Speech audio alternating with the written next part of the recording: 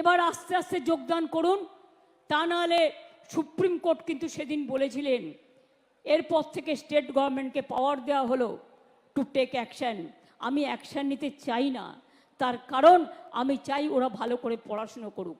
আমি যদি কারোর বিরুদ্ধে এফআইআর করি তার ভবিষ্যৎটা নষ্ট হয়ে যাবে, সে আর কোথাও চান্স পাবে না, পাসপোর্ট পাবে না, ভিসা পাবে না।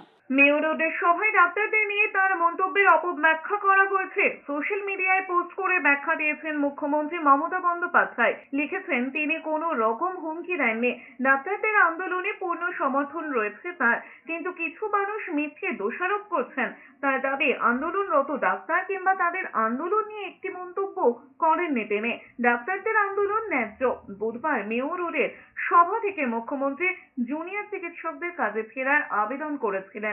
সুপ্রিম কোর্টকে টেনে মমতা বন্দ্যোপাধ্যায় অ্যাকশন নেওয়ার প্রসঙ্গ তুলেছিলেন, আর তাতেই প্রচ্ছন্ন হুঁশিয়ারি দেখছেন আন্দোলনরত জুনিয়র চিকিৎসকরা।